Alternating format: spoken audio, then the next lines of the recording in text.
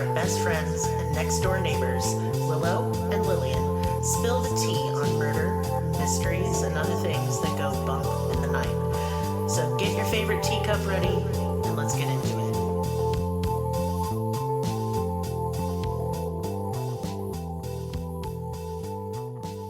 Welcome to Cruelty Podcast. This is Lillian, and with me is Willow. Hello. Hi. It's a new month.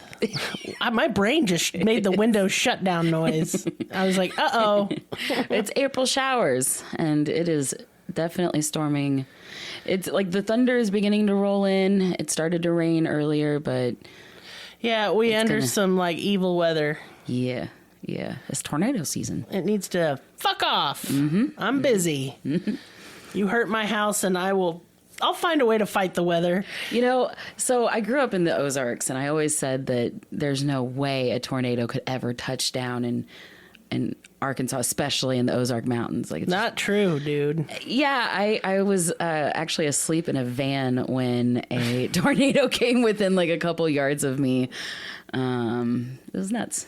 Yeah, when I first moved here, I was like, maybe no more tornadoes. Because I'm from Tulsa, Oklahoma originally. Yeah. I know about tornadoes. Yeah. And we were driving to work to go scrub some fucking toilets. Yep. And we drove through an F1. Mm-hmm. And Maris was like moving tree branches out of the road. I was like, I got to get to them toilets. Yeah. So this month's theme is, how are we phrasing it? It's Influencer Month. I know okay. that sounds really like, but it's Influencer Month. We're looking at cases not just where the influencer killed someone, but also cases where the influencer was a victim of an assault or murder. Just kind of highlighting those types of cases because just looking at it from, new perspective. I find it interesting. There's a lot of dialogue to be had. I don't see myself as an influencer at all. That would actually kind of scare me if I became one.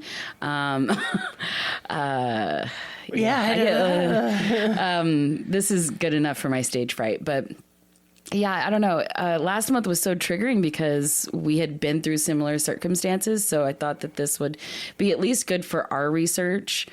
Yeah, I needed a break from horrific child abuse. Yeah. Frankly. Yeah. So, yeah, last month was really hard. And I'm not saying this month will be fun. No. It's just different and perhaps less triggering for us. But of course... it could be triggering for anybody for a variety of reasons. Yeah, and I feel like there's a lot of cases right now, especially given the times and given the technology and given the world that we're in. More and more people are becoming influencers, and so more and more influencers are becoming criminals or, vice versa. So I think we have a lot more up-to-date material for this month. This case that we're discussing today is a current case. And so, yeah, I think that a lot of these cases this month are just going to be more up-to-date, more current, more, I don't know. Yeah, I think my oldest case only goes back to like 2016. Mm-hmm. Yeah. Mm-hmm. So let's get started. That's enough chit chat.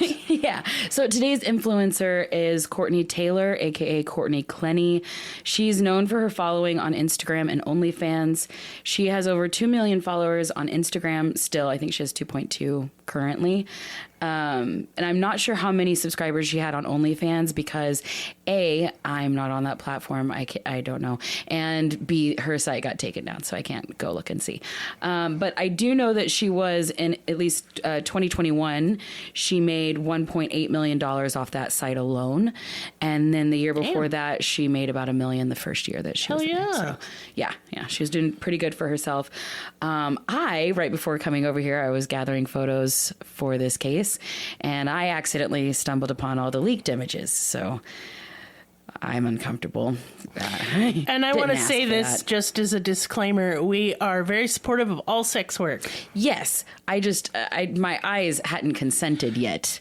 Yeah, you weren't looking for that. No. And in addition, when you know someone's done something pretty terrible, it's hard to consume their sexy stuff. Yeah, and we'll get into it, of course, but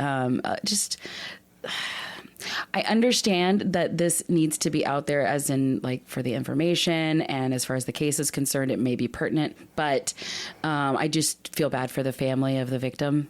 Oh, yeah. Because he's involved in a lot of those images that I had to accidentally see. So if you're just for photos of this case, I would just go to one of our social media sites. Yeah. Don't go Googling. Or put your safe search on. Yeah, child lock. It's just jarring. But that's okay if you're into it. Just, respect the family. But yeah, so this case, actually, I just wanted to kind of get it done and over with for the beginning of this month, mostly because it has been on my feed so much lately. Like, my whole Instagram feed is just Courtney Tailor, Courtney Tailor, Courtney Tailor. And I kind of just wanted to talk about it. So if your Instagram feed does not look like my Instagram feed and you have no idea who Courtney Tailor is. Yeah, I don't. Which I didn't know until this incident. Here's the tea on Courtney Tailor. She grew up Courtney Tailor Clenny and was born in Midland, Texas in 1996. At the age of 7, her family moved to Austin, where she'd spent most of her life. She was very active and played every sport imaginable.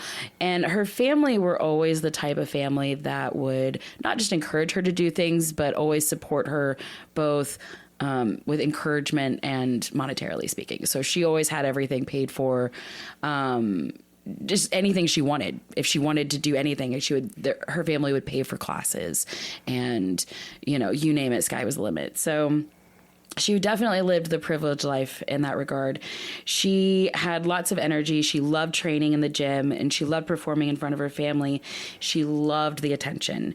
And her parents thought that she would make a great Olympic competitive diver. That's what her parents wanted her to do. And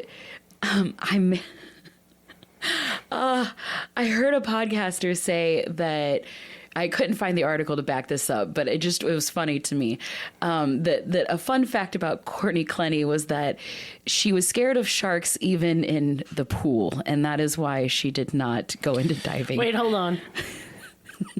Okay. What? I mean, no, I don't get it. I'm trying. I just, I made the Julia Roberts face with the math flying around. Like, it just wasn't, I couldn't figure it. What does that mean? Never mind. Whatever. She decided to get into acting instead. Like you do. She's a great actress. Body cam footage, I'll show you later. Great actress. Oh. Yeah. All right. So her parents put her into acting classes as soon as she showed signs that she wanted to go into acting. She got in a few roles in commercials for Pepsi, Discount Dollars, and the local Celebration Church. Good. She was an extra in a number of films. She really didn't like school. She didn't like sitting still. She didn't like taking tests. She just wanted to go do stuff. She was extremely active. And so she kind of just like skated by to get through high school. She did the, obligatory attempt at college. It lasted like a year. That sounds familiar. Same. Yeah. I tried. I almost filled out the form. That was about it. But yeah, so school wasn't really her thing. She didn't want to waste the money on it anyway. So she just went straight into just really forcing her way into whatever outlet she could get into as far as like getting the attention that she needed. So she started out acting, and her parents would fly her out to LA for casting calls. She had several scripts sent to her from Fox Studios, actually asking her to be in several different, up and coming TV shows and things like that. She was in American Psycho in 2010 at the age of 14. So she was an extra. I'll have to go back and look because I just didn't have time to sit down and watch the movie, but I'll have to go back and look. She also starred in a bunch of other extra roles. One prominent one that most people tend to know that I've never seen was the movie Everybody Wants Some from 2016. Never heard of it. Never heard of it, but apparently it was kind of a popular movie. She was 20 years old at the time, and her character was sorority girl number 1. Indeed. She, in 2015, she was in a music video for G-Eazy.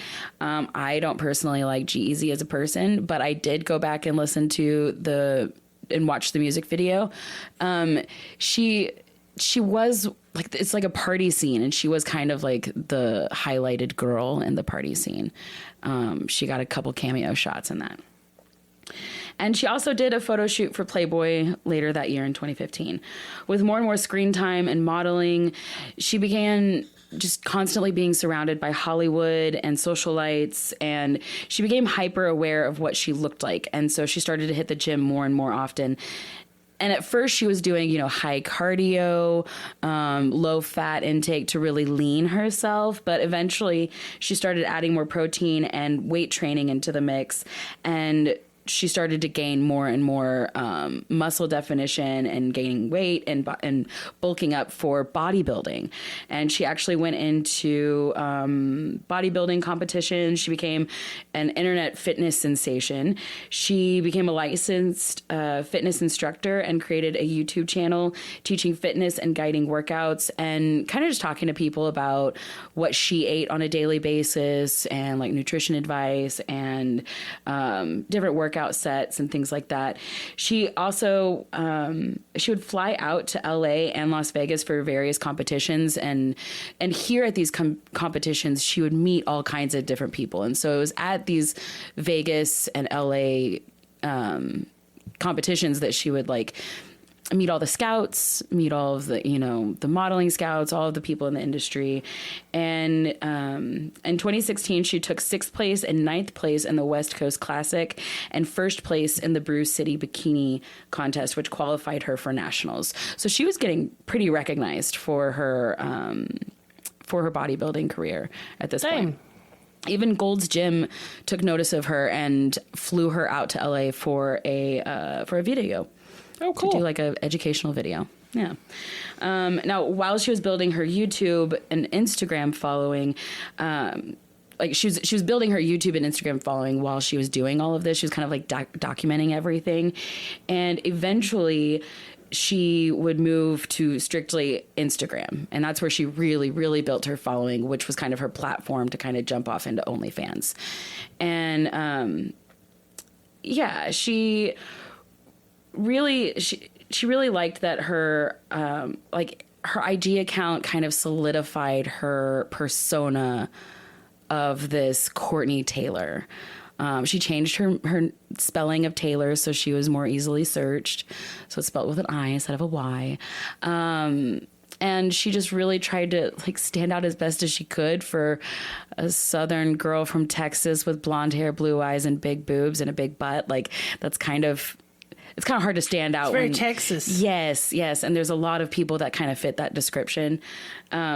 Not being rude in any way about her in any way. Just that's what modeling is. Yeah. When modeling kind of forces you to look a certain way and fit into a certain mold. Right. Yeah. Exactly. But with her, you know, daily outfit checks and her bikini modeling, her following grew from a few thousand to 1 million seemingly overnight. And pretty soon she started getting noticed more and more and more. And it grew to the 2.2 followers that she has today. And it was mostly because of Playboy. Playboy, whoever is doing their Instagram, started to pay attention to her and started sharing her photos to their story. And every time they would share her photos, she said that she would get like 10,000 followers that day. Damn. So, yeah. She even posted a video on YouTube called, quote unquote, The Truth About How I Became Instagram Famous. And she says that she's like, just move to LA. There's followers everywhere. Oh, okay. She says Los Angeles has a way of generating followers. If you're decent looking and you live in LA, it's like a follower generated bot. Like you move to LA, boom, there's 10,000 followers at least, probably 100,000. Okay. Okay. If I move to LA, I'm going to tell y'all it's not happening. Right. Yeah. It's just... They made fun of me when I went to L.A. I don't want to go. It was scary and it was stinky. No offense to L.A. We have a lot of listeners from L.A. Yes, hello. But I'm just not a big city girl. I'm scared of anywhere that doesn't have more trees than people. If there ain't a Dollar General in the middle of nowhere, I ain't fitting in.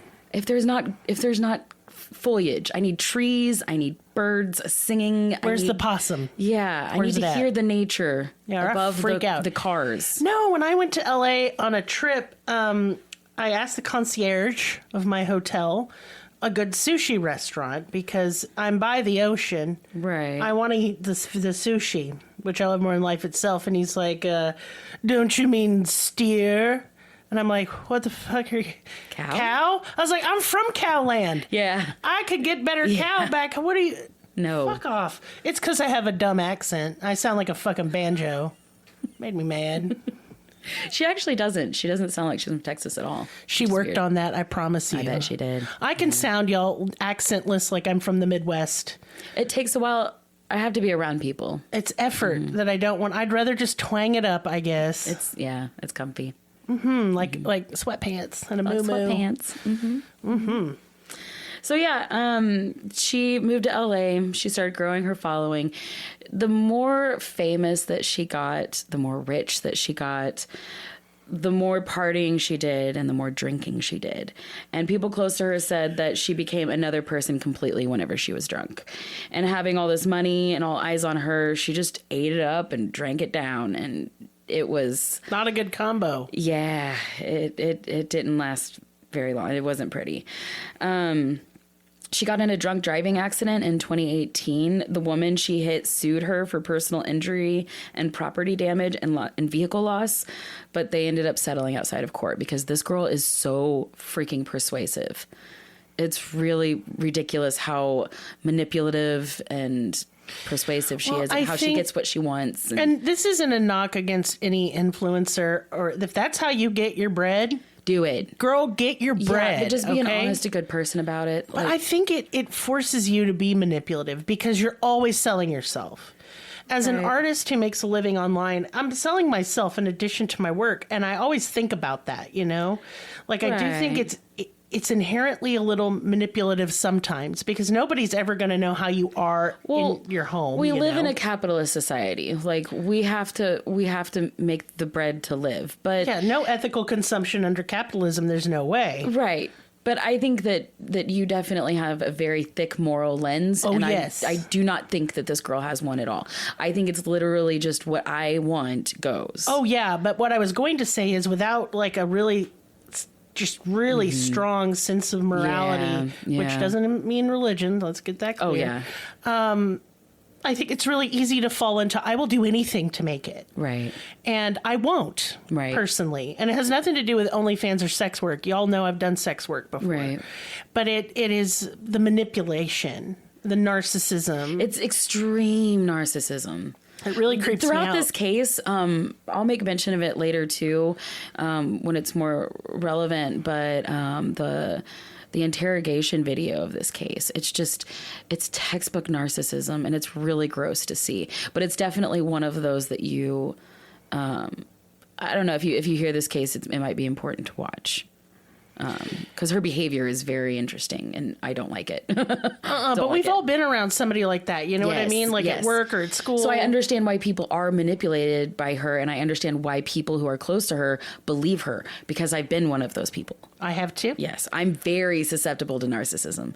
Yeah, it gets you, girl. You know. I know. You know my I'm just history. 10 years older, and I've just been screwed over by like covert narcissists so much Right. that at this point I can smell it a mile away. Right. Yeah.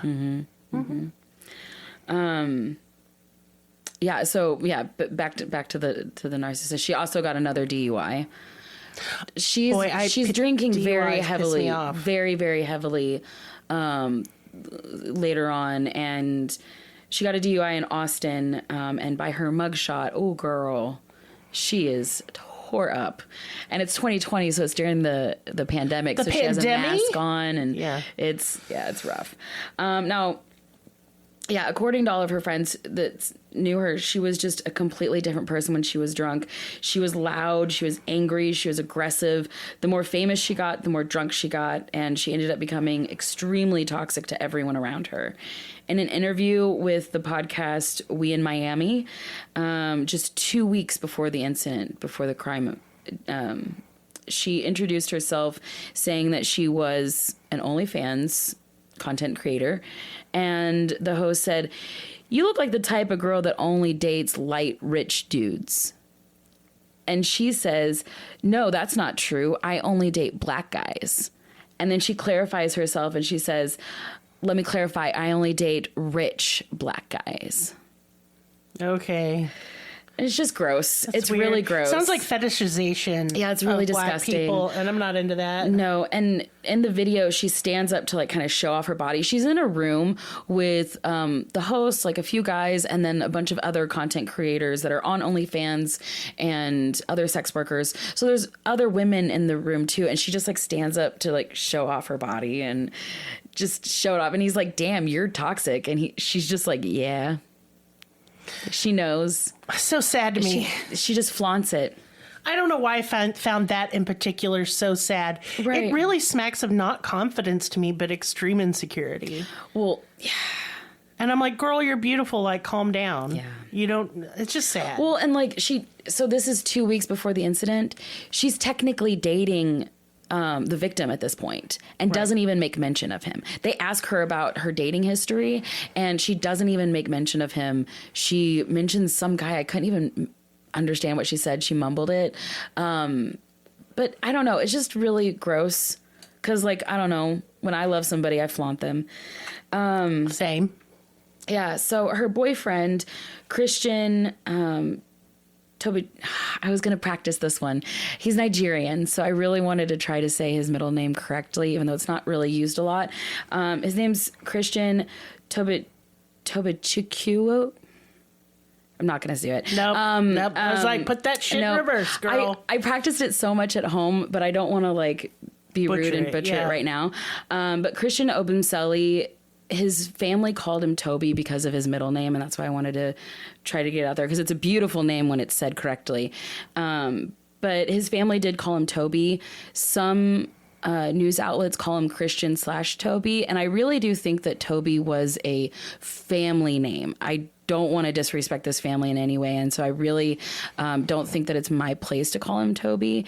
Most of his friends called him Christian, and Sounds even like she a pet called name. him Christian. And his mama called him Toby, and so I really want to keep that respect to her. But just to clarify, if you're seeing him in the news or anything like that, they're the same person, Christian.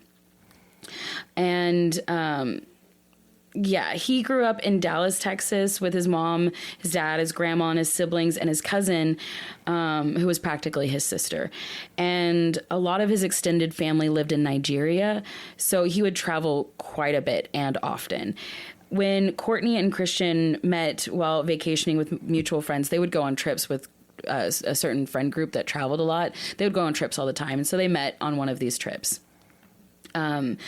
Also, like Courtney, he was an influencer and very wealthy as well. And also, like Courtney, he was into sports. He played football and rugby and apparently was really, really good at it. He was an entrepreneur, and he started his own company called Wiseman and Peachtree LLC in 2018, and it dealt with cryptocurrency and stocks. So he, at this time, business was booming for him. He was raking it in. He had also studied communications at Texas Tech University, and by the time the two met, his net worth was about $3 million. Get it. And so hers was about 2, so they had a combined about 5 together. He was well-traveled. He visited places like the Maldives, Dubai, Ibiza, and obviously Nigeria. He later had hopes of moving to England. Everyone who knew him said that he was kind and warm, someone you could trust, someone who was optimistic and gentle, always smiling, always hyping his friends up. He was the hype man. Even the littlest thing he could hype you up over and really get you feeling better about yourself. He had extremely close friendships and relationships with his family and his friends. Anybody in his life was important, if that makes sense. Yeah, I get you. He really made you feel important. And many of his friends knew that something wasn't right with his relationship with Courtney. But honestly, he really didn't see his family much after him and Courtney started dating. So his family really didn't know what was going on. At Thanksgiving, he did show them her Instagram, so like they knew who she was. But I don't think they ever met her, and he definitely wasn't around a lot during the actual abuse once it started. But the friends would always say, I knew that she was kind of abusive, but I didn't think it would get that bad. Which I cannot blame their friends. No, we're not Because, doing that. Again, she is very manipulative. Well, this is toxic masculinity again, because Yes. men, when they get abused, Yes. don't often tell people because of the stigma attached and the shame. It's not shameful to be abused. It doesn't make you less of a man. I know we have male listeners. I can see the analytics. Yeah. And if you're a man in an abusive situation, please reach out. You don't deserve it, and you're not less of a man because of it. Yeah. It's still just as dangerous, is Yeah. my point. And it really sucks in this case because, law enforcement doesn't want to believe it. No, they don't. They barely believe women. Yeah. And with an additional stigma attached to it, they just kind of roll their eyes. Right. And it's disgusting. Right. Yeah. So the two of them met in 2019. And so in 2020, when the lockdown happened, they were stuck together. And that's when I think the abuse really started. yeah. Like it did for most people in the United States. Most people that were already in abusive situations, 2020 It just was got not their worse, year. and it got very dangerous for a lot of people. It made a lot of addiction issues worse, too, because the isolation. Right. And this is also when OnlyFans starts popping off.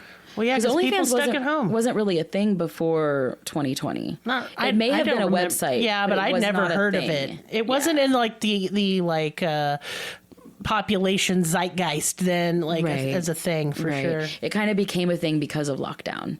We're like, well, I can't leave my house and show you my booty, so you want to see Here's it from my here? booty on the internet. Yes, and so I don't know. I'm sure having this OnlyFans account, because she did make $1 million her first year, that's more income for her, and it is kind of her pattern that once money starts rolling in, drinks start rolling in, and once drinks start rolling in, fists start abuse rolling in. rolls it. Yeah. So, this kind of became like the toxic cesspool at this moment. And again, everybody knew that it was kind of tumultuous. Everybody knew that they were on again, off again, that they were fighting a lot, but they kind of just accepted it. They were just kind of like, well, that's just how they are. But all of their friends that were talked to after the incident, they all said that Courtney was the abuser. They all said that Courtney was the instigator, that Christian was always like hunkering down and he was the one being attacked and he was the one, always saying, I'm sorry. He was always trying to apologize to her, trying to get her to calm down. And they all, including Christian, said that Courtney was the most abusive when she was drinking. And so a lot of times whenever you see these types of relationships, you kind of write it off as the person who is drinking, the person with the substance abuse issue, is not the person that I'm in love with. I'm in love with the sober person. And, I know that rhetoric. It becomes one of those types of incidences. And I call it rhetoric because, and I want to be clear, there's no addict shaming here either. If you have a substance abuse problem, I have nothing but empathy for you. Right. And I hope you get help. Right. I hope you can. But we keep our hands to ourselves. However, it's no excuse. Yes. In addition, Yes. I'm tired of this rhetoric of they're different people. No, they're not. Right. That's the person. It just seems to me that it almost gives them more of an excuse for their bad behavior. Yes. And I think she really utilized this She excuse leaned into it hard. And that's what I told myself about my mother and her drinking problems. She Right. reminds me of my mother. Right. My mother was beautiful. Yeah. And it just, it wrecked her. And it was very Jekyll and Hyde, but y'all, it was the same person. And I just think that when you start telling you, oh, well, you're not you when you're drunk. Right. Well, and he had kind of that personality where he wanted to help. He loved hard and he loved genuinely. And I could see him wanting to help her through this. He just thought, we'll get through this together and then we'll get Yes. to have this beautiful love story. Yes. And then I will have stuck by her and been Yes. true and loyal. Yes. And that she has a sickness. This is a symptom of her sickness. And I'm not going to judge him for that, y'all, because Right. I don't know what I would do if I was Right. in love with somebody with an alcohol problem. It's very triggering to me. It is. Yeah, It is. for And it's sure. really sad. It is sad. Because, he really, his last post on Instagram was a picture of them two saying how much he loved her. So pitiful. That was his last post. That's pitiful. Yeah. When police recovered Christian's cell phone, they found videos that Christian had taken that she didn't know about. videos of the abuse that he suffered. Most of them are like, you know, just for the sound, for the audio, like a video of his pocket or a video where he's just holding the phone and you can see the ceiling, but you can hear the audio, and that's the real evidence. Like he secured evidence ahead of time. I mean, that was smart, but I just feel so bad for him. It's so sad. I know how scary that shit is. Yeah, and I have it linked. Just trigger warnings up the wazoo about that one because it is really triggering to be yelled at, and she is very violent with her words. She's screaming. She's very hoarse from how much she has been screaming, and you can tell. She's yelling at him, calling him the N-word. And I do believe most sources have it bleeped out. I hope the ones that I linked have it bleeped out. But just keep in mind they might not be. Yeah. So tread carefully when you play this audio, please. Yeah. And a month before his death, he even had a recording of her saying, quote, "I'm actually fucking not having a good day where I actually literally fucking want to kill you. And you don't actually take me seriously." She said that with her mouth. She said that to her. Yeah, there's several layers of abuse here. You don't talk to somebody like that. You don't talk to a dog that way. You sure as hell don't talk to your partner who loves you that way. And it's really eerie because in her interrogation video, one of the first things that she says after she greets the officers is she says, "Oh, I really didn't think my day would end up like this." It's always about her day, like what day she's having. Gross. I don't like you, Courtney. I don't like you, Courtney. July 27th, 2021, Courtney was arrested while the couple was vacationing in Las Vegas. Someone had called the cops on them for fighting, and when the police showed up to their hotel room, the whole thing was trashed. Courtney was arrested for throwing a glass and shattering it at Christian. I don't think he had any injuries from it, but that's what the person heard. It's a threat. It is still. As I've always said, if you're with a thrower or a slammer of doors or a puncher of walls, they are really saying, "I want to do this to you, and I'm barely restraining it's myself." Practice. Yeah. Get out. That is just the biggest field of red flags in the world. Mm-hmm. I want to talk more about this once we're done with this episode. Yeah, we should do it, and that's the tea. We should. Mm-hmm. Yes. Mm-hmm. So Vegas PD released the body cam footage of this arrest for the trial, and you can see Christian is crying. He is begging them to release her. He wants to go where she is. He wants to be by her side. He wants her out of there. That's so pitiful. It really is. It really is. This breaks my heart. I know. Eventually, all charges were dropped against her, and it's really unclear like what exactly happened like during the altercation or what happened in the next altercation, because later that year, just a couple months later in October of 2021, Courtney stabbed Christian in the leg with a knife, and he required stitches. He was laid up in the hospital texting her, which these texts were later recovered from his phone. Quote, "I still gave you a good day even though my leg was hurting because my girlfriend stabbed me. Did I treat you like shit after stabbing me? No, I just sucked it up and hoped tomorrow would be better." See, and he mentions the day too. Yes. So how much is she bitching about her fucking day? Yes, I wonder like how much of this is in their like vocabulary and like their daily. Girl, shut up. Mm-hmm. Sometimes a day just fucking sucks and you just move on. It's also alleged that she cheated on him while he was in the hospital recovering from the stab wound. From the stab wound she gave him. Yes. Oh, I do not like this woman. Yep. Text later recovered from the phone he sent to Courtney not long before his death. Christian said, quote, "Is love going to kill me?" He talks about his love for her and how much he stays because he loves her, and how he's healing from injuries that she's inflicted because he loves her. She had stabbed him with a knife in the leg and had slashed his face, like in the process. And he says, quote, "What if that knife sliced my lip and wasn't in my beard? What if it was like along my cheek or my eye? What might happen next time? I pray there is no next time."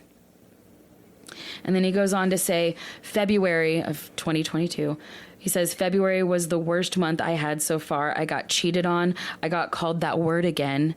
I got slapped in my stitches that reopened multiple times, and it's not healing fast enough. It's pitiful. His mother's a nurse. So he knows, he understands that it's very important to take care of this. You know what I mean? Yeah. So the couple moved to Miami in early 2022. And I actually think that this February incident that he was talking about is while they're in Miami. I think they moved in like late January. But the details on that are a little iffy. But they did move to Miami in early 22. And it really does kind of seem like every time something happens in the relationship, they either move somewhere or they go on a vacation. They're constantly traveling. This is her version of getting like candy and flowers after a horrible. Yes. Is that so? When the abuser apologizes so profusely, uses all the right words, and makes you feel so special and loved and cared for, and they're so gentle with you after that, and then it feels like a fresh start and a new beginning. Right. And there's something very, very seductive to the victim about that. And they're like, "We're just going to start over, me and you. We're going to have a good day." See, Yes. And they're content creators. So they're going to create content together. You know, it's very exciting. And he probably and they get all that feedback. He believes it because I believed it for years. You just think, okay, this will be it. Yeah. He meant it or she meant it. Yeah. And we're going to start over and we're going to go on this cool trip. Right. And it's exciting and we're young. Well, and you also beautiful. have to, because they are in their mid 20s. And you also have to understand the chemical imbalances that go on with this type of abuse. You have, the depletion through the abuse and then like the reward. The reward. At the end. Yes. The dopamine and serotonin reward at the end. Your brain is chemically addicted to that. And the worse and worse it gets, the worse and worse it gets. You know what I mean? So I do see how she's manipulating him through travel. And by moving to Miami, getting this, they got outrageously expensive high-rise apartment. And this is more serotonins. This is more dopamines. This is more, happy brain chemicals to say, this is your reward. Was it also moving him away from his friends, though? Yeah, she's family, isolating him. This is just how, this is just how abusers work, regardless of gender. It is textbook. Absolutely. Absolutely. She kind of baited it with, well, it's Miami. I'm a bikini model. I mean, but still. Yeah. And so they moved to Miami. He's still healing from these wounds, and they're thinking that Miami is going to be a fresh start. With their combined $5 million net worth, they rented out this penthouse suite in the One Paraiso luxury apartments in Edgewater, in Miami. Huge. I'll post a photo of it. These are huge. All glass, everything, just so swanky. And I really do not think that this is something in their budget. $5 million for these types of people is nothing. These are hundreds and hundreds of $1 million of types of people. Things that I can't understand, but I really don't think that this was in her budget. I think she was really pushing this. And with money and stress comes more conflict as well. Yep. So here, there were countless of reports of loud fighting coming from their apartment. Many people saw her hitting him. Some played it off as, quote, not that big of a deal. One person said she, quote unquote, hit him like you would punish a dog when you tap their head once or twice. Like it wasn't a big deal. But they all claimed that Christian was the passive one of the two. One person said, quote, she would walk in front and he would always walk behind her, basically not even looking at other people, just trailing behind. So sad. During the investigation, one neighbor submitted a cell phone video that I will have linked where you couldn't hear anything. For some reason, the audio is not on the video, but the person who took the video had heard them yelling from the street. You could hear it echoing. And so they didn't know who it was. They just took out their phone and started recording. And you can see Christian is chasing after Courtney, trying to reason with her. She's shoving him around. She's walking away. She's yelling. She's pointing. She's making this big scene, basically acting like she's going to go jump in the water, and he's trying to save her. It's just messy. Yeah. It's so messy and public, and he's just begging her to, accept his apology. He's just pleading with her and saying sorry. But all of this is apparently very normal for them. Also submitted to the evidence that I do have linked below is footage from CCTV from the elevator in their apartment from February of 2022, 2 months before the murder. The video shows Courtney attacking Christian over and over and over again, punching, slapping, pushing him around, grabbing him by the hair, just full on assaulting him in this small elevator box. And he's just trying to defend himself, block her hits, subdue her, trying to push the button to get into the apartment, just really trying to get her to stop. And she's just relentless. So much so that they were actually about to be evicted. They had so many disturbances. They were literally about to be evicted. And even in the 911 call that she made during the incident, you can hear the operators really confused because she ends up hanging up before she gives the full address of her apartment number. And the operator is talking to another operator still on the line. And she's like, it was this apartment building. Maybe it was maybe it was this address that they keep calling about. There had been so many calls that the 911 operator was like, it has to be this apartment that this guy was stabbed in because it's just so problematic. You know what I mean? That's just really rough. Ugh. So the body cam footage 2 nights before the incident. So again, cops are called 2 nights before she kills him. And on this body cam footage, she is telling police that she wants a restraining order against Christian.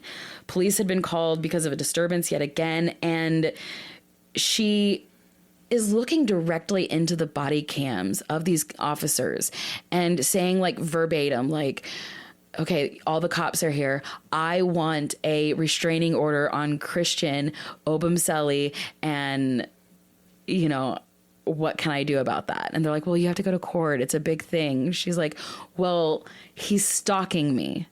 And she keeps saying that he's stalking her. And she's freaking out. She's shaking. Girl, he lives with you. What are you talking about? As someone who's been there and done that, I don't think she's just drunk. That's my 2 cents.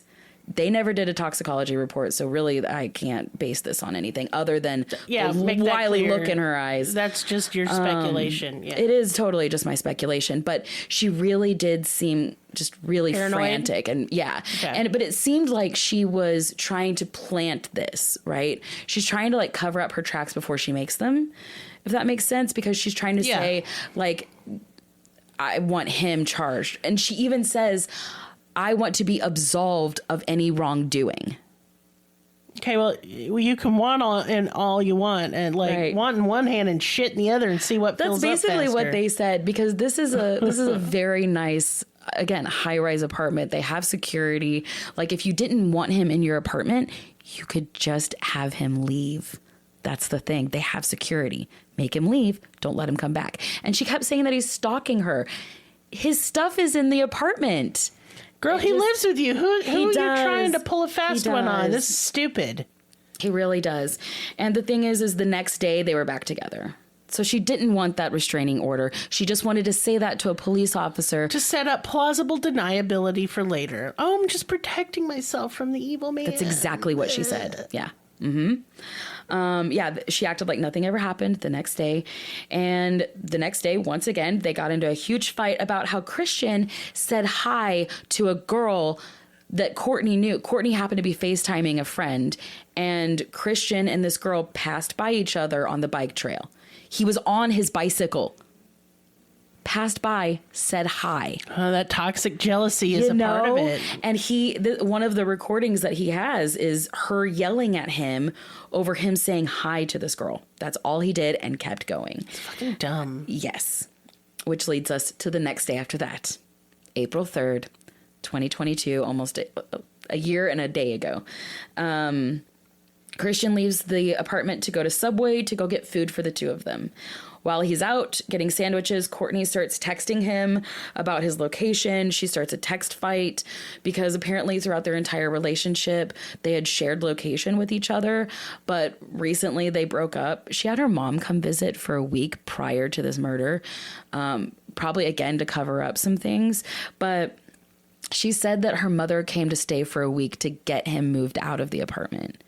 And then as soon as her mother left for the airport, she moved him back in. So it's just really fishy, the whole thing. But when they were broken up for that week, they turned off each other's locations. And so you have to actually send your location and, send the request and accept it. So she was trying to get him to send her his location while he went to go get sandwiches to make sure that she knew that he was going straight to Subway and straight back and all of this stuff. The controlling shitty behavior. Yes. Damn. So again, he's really flustered with this. He's having to juggle this and drive a car and go get Subway. So he's like, whatever, I'll just deal with this whenever I get home. He gets home, and this is when the incident occurs. Possibly over hello, or possibly over some sandwiches, or possibly over a shared location. I don't know what the fight was about, but that's all I can gather. And it's pretty fucking stupid either way that she would make such a big deal over this and literally take somebody's life. But at 4:43, she called her mom for a couple minutes. She called her mom right back for a couple more minutes, and then she called 911 at 4:57. So she either stabbed Christian before she called her mother and then called her mom saying, oh my God, Mom, what do I do? And then called 911, or she called her mom, stabbed Christian, and then called 911. Not really clear on the series of events because the mother won't say what the conversations were about. But I'm going to guess that she stabbed him and then called her mom. That's what I think. She called her mom and said, what do I do? Yeah. Mom was like, call 911. I was just defending myself. Mommy, please help me. Exactly. Yeah. When the cops showed up, there was blood everywhere. And these photos have been released of the crime scene. I will post them on our Patreon. They will come with a trigger warning. And the reason why is because I'm not a blood splatter analysis.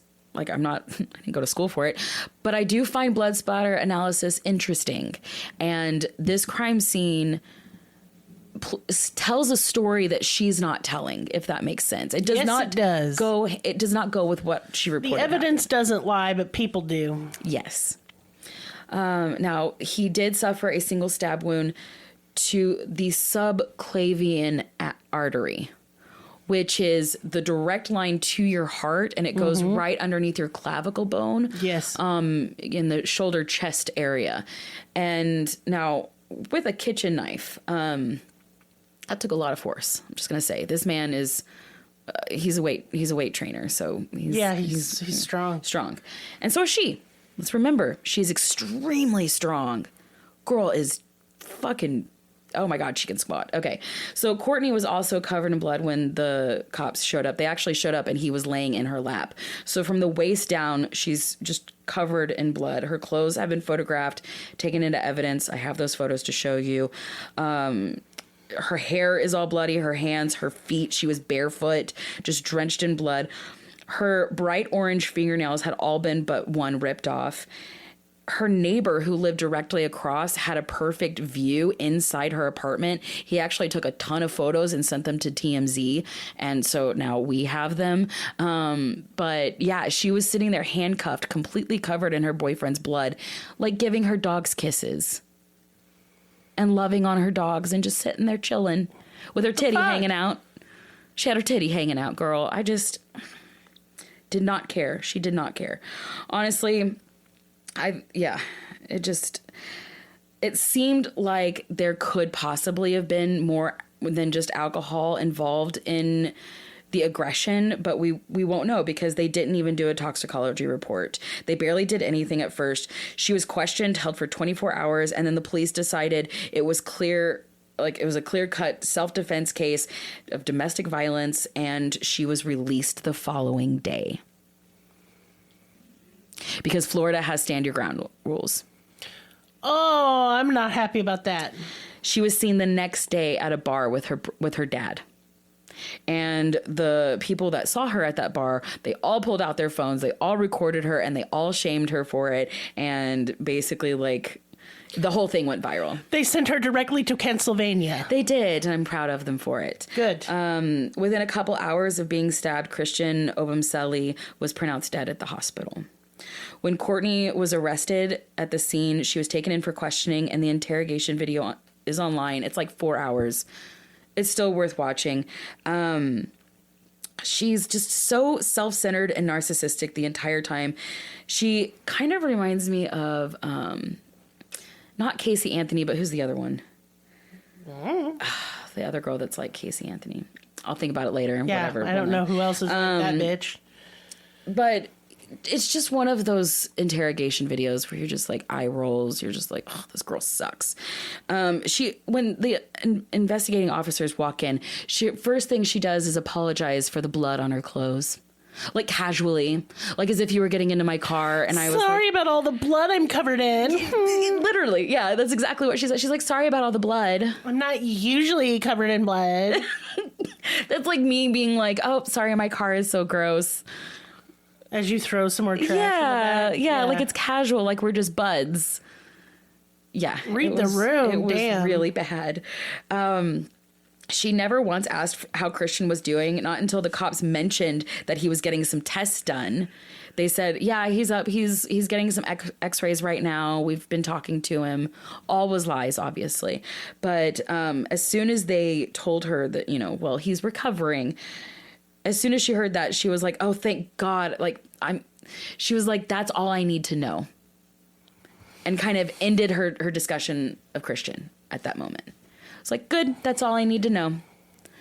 Meaning, not that I'm glad that he's alive. I'm glad that he's okay. Just like, please stop talking about him. Shut up. No, it's more like, oh, thank God I don't have a murder charge. Oh, yeah. Yeah, it's all her. It's all her. And, yeah. So, yeah, him being alive meant that, like, she just had to fight off a misdemeanor. And she could do that because she's pretty. So the rest of the questioning was just really relaxed, whatever. She ends up telling the officers that he had attacked her, that he had put hands around her neck, and that she was so scared of her, of him and of her existence living with him. But she had no injuries to her neck whatsoever. She had no injuries at all. Which, how do you defend yourself if you don't have any injuries?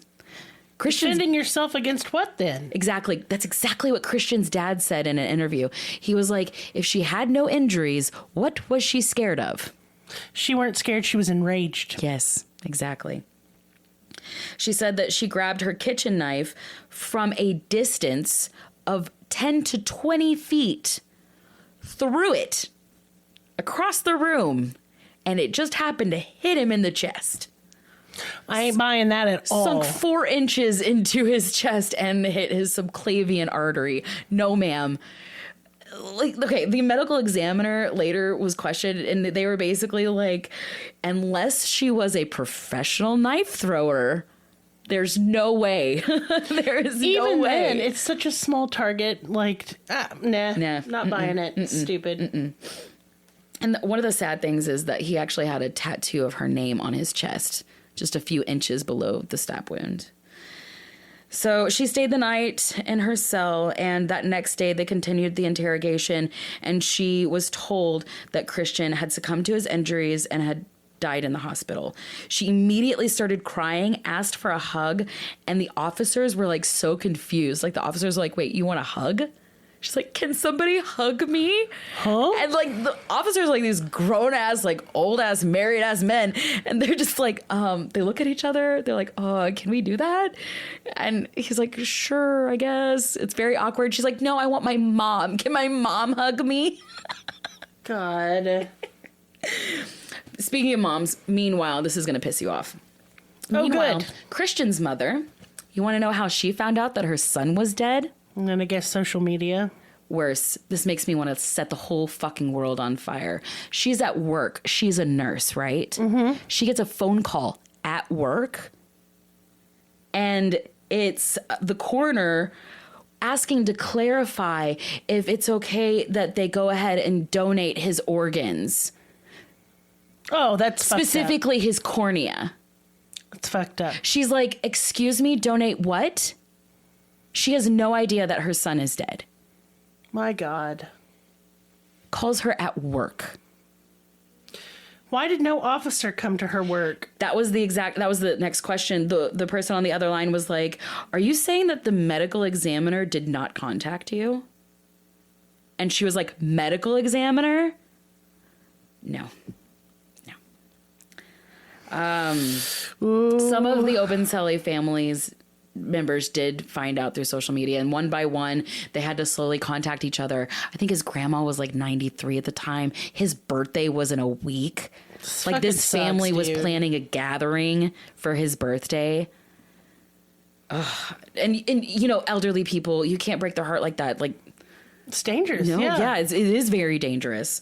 So yeah, they slowly had to tell each of the family members, and then gathered together and had to kind of piece together this story, because the fucking law enforcement didn't think that it was their job to tell them, because it was a cut and dry case. What is your fucking job, law enforcement? They literally closed the case. I'm so done. But not even 24 hours after that man was cold, they closed the case. Without even processing the scene, without even a full autopsy report, they closed the case. Just because this pretty blonde girl with big boobies, like... Because she had her tits hanging out whenever they arrested her. Oh, I'm sorry, I'm covered in blood. Yeah. Sorry, y'all, I'm just pissed. I am too. It's fine to have your tits hanging out, for the record. Mine are usually out. I love titties. Y'all heard the last episode. I love boobies. We but do love like, boobies. Girl, but the fact is, this is racism, clearly. Yes. Clearly. Yes. Because he's a black man. Yes. And that's something that his mother made sure to bring up, is that had this been the other way around, her son would be in prison right now. Oh, yeah. And much worse. Case closed on that, too, either way. Yes. There would be no way in hell that her son would have gotten the same treatment as this girl did. Mm-hmm. I'm just disgusted. Mm-hmm. So, yeah. And when they found out, the case was already closed. So they were like, excuse me, can you open it back up? Would you? And listen, I guarantee you, if I chucked a knife at somebody or stabbed them, and look, either way, they gave this family so much trouble just trying to get information about the case, just trying to get information on like that's their loved what one. happened. But if I did that, y'all, my poor white trash ass would be in the jail also. Oh yeah. But because she has money and she's conventionally attractive and young, they were just like, well, you get to have a murder as a treat. Yeah. And she's extremely manipulative too. That too. Yeah. The looks and the mouth kind of go hand in hand. I'm sorry. That was a lot of body parts involved in that sentence. I'm sorry. So, yeah, the family ended up pleading for reopening. Also, some of her ex-boyfriends and some of her friends rallied together, and they all kind of had evidence against her. She had ex-boyfriends who she's tried to stab before. One, I think she did stab. It just wasn't like a severe enough injury. But, like, I know. What is fucking wrong with her? Jesus. But she has come at other people with knives before. And yeah, with that evidence and with the fucking sorrow of his family, the case was reopened a few weeks later. But by the time they reopened the case, she was in Hawaii. Oh, how lovely. Do you know how far away Hawaii is from Miami? It's far. They sound kind of like they would be together if you didn't know. No, it's on the opposite sides. Yeah. So in the interrogation, at some point, she made mention that, well, she can't be alone. She'll kill herself. She won't. Not that I feel that way about anybody, but I know that she's using this as a tactic. Oh, absolutely. And a lie. I would never undermine somebody's cry for help, but she utilized this to seek treatment, quote unquote. So as soon as this case closed, she moved from her apartment. She bought a $1.3 million house in Texas and sent all of her money, like liquidated all of her funds and sent it to her father, and basically made her father like the guardian of her estate. And then she went to Hawaii for treatment because she said that she had like suffered PTSD and obvious substance abuse. So yeah, they found her in Hawaii, just living it up on an island. She did have outstanding warrants for DUIs in Texas and California. So she was arrested in Hawaii after she at the retreat center, and it took so much to get her extradited. I don't doubt that. Because each state, so that's 3 different states that want her: Texas, California, and Florida. And so Florida needs her the most, right? So they have to talk to the other states. They're like, okay, California, you're close to Hawaii. You get her first, right? And then you're going to ship her to us or Yes. to Texas. They had to, I think they made a deal with Texas and was like, look, Texas, you don't want her. Texas, just sit down. Yeah. You had her long enough. You're Let going me to at eat her. this one. We got this. Yeah. It took actually a few months and a big, huge headache, but they did get her, and she is now incarcerated at Florida State Penitentiary, facing charges for second-degree murder. So at least there's that. At least. Now, as this case develops, because this is still ongoing, it is not closed right now. As this case develops, some weird things have come to light, and I know more will come, so I'll update anybody as they do. But right now, Courtney is claiming that not only was she defending herself, that she lived in quote-unquote constant fear for her life, but also she is now claiming that she was sex trafficked. By who? I don't know. I think this is something that she might have said the night of, like in her, like one of her rants, but it was said under oath, and so now it's part of the case. It's one of those things where I think she said it in passing, and now she has to defend herself against it because now it's evidence. Yeah. And I think she's going to try to use her OnlyFans account to justify this, which you can't. I don't think she can. Many of Courtney's exes have come forward with their stories of abuse. And so, and a lot of it is just exactly like what Christian went through. And I know that her defense case is kind of trying to stick to the night of and not allow any submission of other evidence from, like character witnesses and things like that. But I think they're going to. I don't think they're going to be successful with that shit. Now, there is some shade being thrown at Christian, and I'm not going to repeat it because it's just digging up old dirt from social media accounts. We don't need to victim shame or victim blame or dig up old shit that he did a long time ago. Old Twitter posts from whenever he was a teenager saying dumb shit. I don't think that is resonating with him. If you had as an given older me adult. the internet at like 16, 17, I'd have done dumb shit with it that I'd have to apologize for later. I'm still deleting stuff, and I had the internet at 20, so y'all just no. Currently, her defense is trying to prove that she is not at flight risk because they want to have a bond hearing, and they've actually closed down the bond hearing once, and they tried again. I think their court date just keeps getting pushed back. But yeah, they're trying to say that with her purchasing the house and giving all of her money to her dad, she's not at flight risk. She's just going to go live with her family in Texas if she does get a bond. And it's like, bullshit. Well, that's good and all, but like we're needing her in Miami. So that's still a flight risk. I don't care. I think she's a big fucking flight risk. Obviously. Yeah. The second she got clearance, she went to Hawaii. Exactly. But if she'd been smart, she would have gone to a country that doesn't have extradition laws with the United States. So and made sure that there was no pizza boxes in the background. Fucking guy. So some of Courtney's friends have been trying to exonerate Courtney, and I wanted to just chew on this for a second because it's really stupid. They're saying that Courtney had told them that Christian had been stealing from her for months leading up to this event. He had more money than her. Exactly. Number one. I've been paying attention. Number two, he is an entrepreneur. He's a very hardworking man. He's also very giving. He's also very family oriented, and family values are really important. I just don't see him stealing whatsoever. His family is really well to do. His mother's a nurse. His dad's an engineer. His sister's a lawyer. Like, come on. Like, y'all shut up. Nobody's buying this load of horse shit. But they're trying to say that oh, give her a break, he's been stealing from her. And it's like, no, you don't realize that the words you are saying actually mean that you are giving her motive of murder. Now you're making it sound like this is first degree murder instead of second degree murder, ma'am. You're not helping, which I'm okay with that.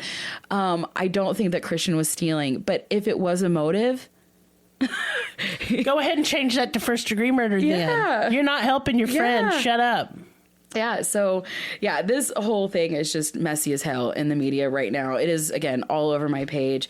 I really just want to respect the Obumseli family in this, and because no family should have to go through this. No family should have to fight for recognition in their son's murder case. To fight to reopen it? It's dumb that they closed it like that is gross and racist and not surprising, it makes my honestly. blood boil. So there's a GoFundMe out for the family to cover court costs and all of this. And it's at the top of the link list for this episode. Just click the description. And so we have that, and it'll be on all of our social media accounts as well. So I'm not going to post any public photos of his body or anything, but on the Patreon, I will show the crime scene, because I do want to kind of talk about it, because there are droplets where you can tell that he was standing up, and they're, I forgot what it's called, but it's like straight down droplets. And then there's a part where you could tell he was dragged. There's drag marks. It's blood all over that apartment. So it's so, there's so many questions left to answer because he's not here to answer them. And she's not telling the truth. No. And I couldn't get like a solid clip of the 911 call without, news people talking over it. But in the 911 call, you can hear her talking to him in the background, and he says his last words, believed to be his last words. In the background of the 911 call, you can hear him saying, "Baby, I can't feel my arm. My arm is numb." And he says, "I'm dying. I'm bleeding out. I'm dying." Oh, that's pitiful. And it really, really is sad that that's how he was immortalized. And still he called her baby. He died in her arms. That is heartbreaking. Mm-hmm. So I want to take a brief moment. I will also be including some domestic violence helplines. Yes. And that man, woman, non-binary, however you identify. And this could go for partners, family, friends. Roommates. And let me tell you, fellas in particular, masculine presenting folks and people who identify as male, whether you're cisgender, trans, non-binary, whatever, it's not okay for your girlfriend to hit you. Yeah. Even if she's playing, all physical violence it's not a joke, and that can often does escalate. Her toxic jealousy ain't cute. It isn't a proof that she loves you. It's controlling, manipulative behavior, and it is a red flag for future violence. And just because you think that a girl or a woman is weaker physically than you does not mean she cannot hurt you. Right. It doesn't mean that the slaps and pinches and pokes are funny and cute just because it's a woman doing it. That is still abuse. Please get out and please be safe. Right. I don't care if you love them. Abusers do not change. And if someone only abuses through substance use, they're still abusing you. And they still need to go to therapy. They need to seek counsel. They need to get away from you until their substance use is gone. Even after. Abuse is abuse is abuse, and you just need to but be you know done. what I mean? Like, you can't make that excuse for them. No, you cannot. Even though it hurts, and I do understand. So I'm going to leave that information in the comments for y'all if you need it. And it's the and stay tuned on this case. I really do want to see what the outcome is. Yeah. I really want her to get the time that she deserves. I really don't foresee her getting the time that she deserves, strictly because of how she's been treated. Mm-hmm. Definite privilege going on there. So I'm going to do a little business time. Business time. First of all, hey, your hands dirty? Probably. Is your butt dirty? Might be. Oh, Lord. Your little crotch bend there, is that stanky? I make soap. I can take care of all these problems for you. And they're beautiful and they smell good. I'm really... I'm big into like personal hygiene. Treat yourself to something very fancy and luxurious for not very many dollars. And listeners, please use code CRUEL on my website, which will be in the link tree, and you'll get 10% off your amazing soap order. I have candles too. That's something I do. And perfumes. And art and all kinds. It's magical on my website. Okay, just go. Just go look at it with your eyeballs. Yeah. And if I don't have something, but you think I could do it, message me. I do custom shit all the time. All right. She's Virgo Capricorn dominant, so she loves business. A good yeah. Patreon, we have one. Go check it out. That's where all of our public posts are going to be case photos that we can't share on the Facebook or Instagram because we will get zucked into the shadow realm. So you can look at them there. We didn't take the pictures. Why would we make money off of it? So that's not behind a paywall. Neither is our Discord. Check that out too. Come talk to us. Show me memes and pictures of your kitty cat and tell me what you made for dinner. Yep. because I'm fat and I like food. I like hearing about food. And Maris just got a baby kitten, so... He did. His kitty cat passed away from kidney disease, right before Christmas, because last year was evil. And he's just sad without a little buddy, so we got him a kitten. And what's funny, I didn't know this because I got the kitten off Craigslist, but I had contacted that person before because that's where Willow got her cat Jack. So now we have brother sister dogs and brother sister kitty cats. It's stupid. It's the cutest friendship ever. It makes, and I'm not a very sappy, I am secretly sappy, but like, I'm just like, oh, come on. Stupid. Like, the universe just set it up that way. Yeah. And they both look very similar and they're very cute. But hey, if all you can, and I want to tell you real quick the ways you can support this podcast. Because as I've mentioned, can I bitch a moment real quick? What do you want to bitch about? All right, y'all, listen. So I got invited to a metaphysical craft fair. I didn't know what the fuck that. I was like, ooh, witchy shit. I'm in on that. I like that. So I went, and y'all, I worked so hard. For months, I worked. I put money into, I invested in myself, in my little business. And I get there, and right away I was like, uh-oh, this is dumb. Yeah. There was a giant pyramid made of copper pipes. Yeah, people said in that. Karen's oming. They didn't have any shoes. I'm like, y'all gonna get roundworm. Please put your shoes on. You're gonna spread around like fungus and shit. Like plantar warts. Go fuck yourself. Wear some shoes. I don't want your stinky piggies hanging out. I hate feet, y'all. Ew. God, you're not at home. And then this bitch who run it gets on the microphone and she goes, are there any Arcturians present? And I get on Google because I did not know what the fuck that... That's an alien That's race. an alien, okay? Yeah. You guys know how I feel about them. I will beat a motherfucker with a motherfucker. So I was like, there better not be. Did I make money? No, I did not, as a matter of fact. And I was about to cry. So that's why there wasn't a Maris Monday, because she spent all weekend at this stupid fucking craft fair that wasn't a craft fair, that was bullshit. It was bullshit, and had to both physically, emotionally, and monetarily recover from that. Oh, I'm not monetarily recovered at all. So I cried a little bit. So please go buy my soap. It's so pretty and I'm sad. Okay. Yeah. Here's the ways you can support this podcast if you've been enjoying it for a while. Leave a review, but only if it's nice. If you just don't like it, send me hate mail. Email anything that's not positive, and I will definitely take the address it. For sure. Hold on. Unless it's like, you're woke. Take that. I don't like the way you breathe. And then shove it up your butt. I mean, you can email it to us. Sure, but I'm going to delete it and laugh. I mean, if you want to make me laugh, go ahead, I guess. But if you want to help the podcast, a 5-star review and a nice review. Yeah, that would be lovely. Really Another way help. You can help the podcast, share our posts on Instagram and Facebook. I don't know if you can share Tag shit on us. Instagram. Tag us and stuff, like if you're listening to it. We've had some listeners tag us, and that's really awesome. Cute as shit. Y'all listening to us at work and on your morning commute to work. I love it. Y'all just really nice. I love it. We have some of the best listeners in the whole wide Don't world. gush too much because I ain't done. God. Buy our merch. We have t-shirts, we have mugs, we have stickers. I'm going to be designing cups. some more. I know you're going to be designing some more.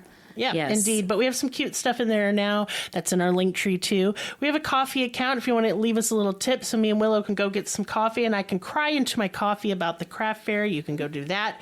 You can become a patron. We have all kinds of perks and I don't want to list them all. There's too many. Just go to the website and read. Do it. And and if all you can do to support this podcast is listen, that's all you got the spoons for. Yeah. Well, thank you very much. We appreciate you. I love you guys sincerely very much. Also, get in the Discord. Give us suggestions for themes, for cases. Yeah. We like hearing from you. Yeah.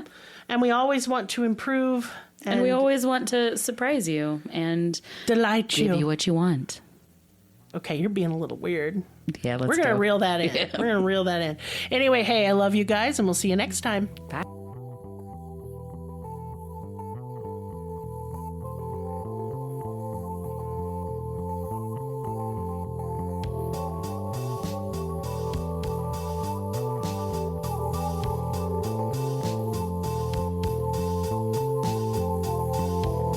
Find us on your social media platform of choice. Linktree/cruelty has all of the links. Check out our Patreon for exclusive episodes, merch, ad-free episodes, live ghost hunts, and much more. Please be sure to subscribe. New episodes are uploaded weekly. Thank you so much. See you next time. Music and production by Libby.